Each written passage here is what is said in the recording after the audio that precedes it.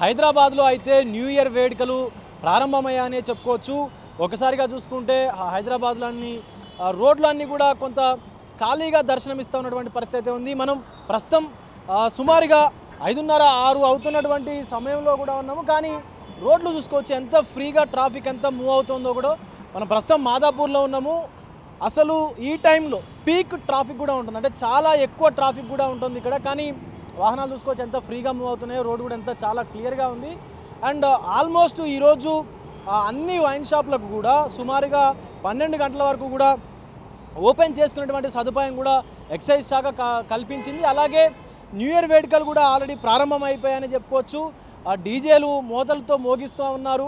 So కొంతమేర అంటే కొన్ని పార్టీల నాయకులు మాత్రము కేవలం జనవరి 1వ తేదీన తేదీ మాత్రమే మారుతుంది, కానీ అక్కడ జరిగేది ఏమీ లేదు. జనవరి 1 వద్దు, మనకు ఉగాది వరకు ఉగాది మాత్రమే ముద్దు, మనకు ఓన్లీ తెలుగు సంవత్సరం ఆడే ఈ యొక్క సంవత్సరం కూడా మారుతూ ఉంది అని చెప్పేసి కూడా కొంతమంది కొన్ని పార్టీల నాయకులు కూడా ప్లకార్డులు పట్టుకొని ర్యాలీలు కూడా నిర్వహిస్తూ ఉన్నారు ఈ రోజున.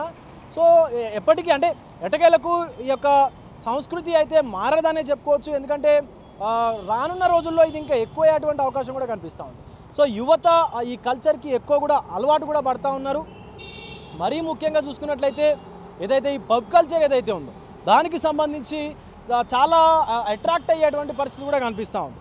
జస్ట్ మనం ఒకసారి ఈరోజు చూసుకున్నట్లయితే న్యూ ఇయర్ వేడుకల వేళ ఈ యొక్క ఆకతాయిలు కూడా, అలాగే ఆ మద్యం ప్రియులు ఎవరైతే ఉన్నారో వీళ్ళందరికీ కూడా పోలీసులు అయితే చిన్న జలక్కిచ్చేటువంటి ప్రయత్నం కూడా చేస్తూ ఉన్నారు. ఎందుకంటే ఈ రోజున న్యూ ఇయర్ వేడుకలకు హాజరయ్యి కనుక మద్యం సేవించి లేదా ఇతర మాదక ద్రవ్యాలు కనుక తీసుకొని ఒకవేళ కనుక పోలీసులకు పట్టుబడ్డట్టయితే, ఒకవేళ పోలీసులకు పట్టుబడితే మొదటిసారి పోలీసులకు పట్టుబడ్డట్టయితే అంటే డ్రంక్ అండ్ డ్రైవ్ చేస్తూ మొదటిసారి కనుక పోలీసులకు పట్టుబడినట్టయితే సుమారుగా 15,000 రూపాయల వరకు కూడా వాళ్ళకు జరిమానా విధించేటువంటి అవకాశం కనిపిస్తూ ఉంది.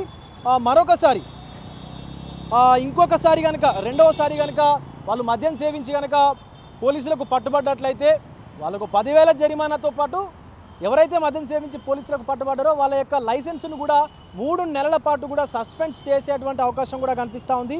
అండ్ అలాగే ఒకవేళ కనుక మాదక ద్రవ్యాలకు సంబంధించినటువంటి డ్రగ్స్ కనుక తీసుకున్నట్లయితే, ఈ మత్తు పదార్థాలు కనుక తీసుకొని యాంటీ నార్కోటిక్స్ టీం ఎవరైతే పోలీసులు ఉన్నారో నార్కోటిక్స్ పోలీసులు కనుక దొరికినట్లయితే ఖచ్చితంగా నాన్ బెయిలబుల్ కేసులు కనుక ఇవేవైతే ఉన్నాయో అవన్నీ కూడా పెట్టి లోపలికి పంపించేటువంటి ప్రయత్నం అయితే చేస్తూ ఉన్నారు పోలీసులు. ఖచ్చితంగా మీరు కనుక మత్తు పదార్థాలు తీసుకున్నట్లయితే కటకటాల పాలయ్యేటువంటి అవకాశం అయితే ఖచ్చితంగా కనిపిస్తూ ఉంది.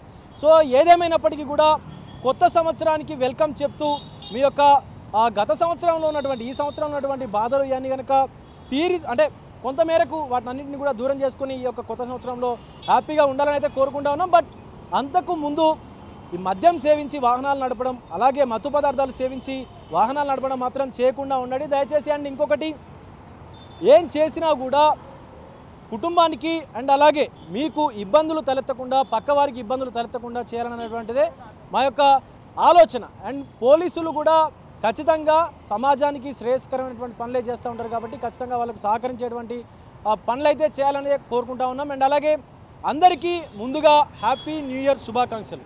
కెమెరామెన్ అజార్తో విజయ్, తొలి వెలుగు, మాదాపూర్ నుంచి. ప్రపంచంలో ఏ మూల ఏ క్షణం ఏం జరుగుతుందో వేగంగా తెలుసుకోవడానికి తొలి వెలుగు వాట్సాప్ ఛానల్ని ఫాలో చేయండి.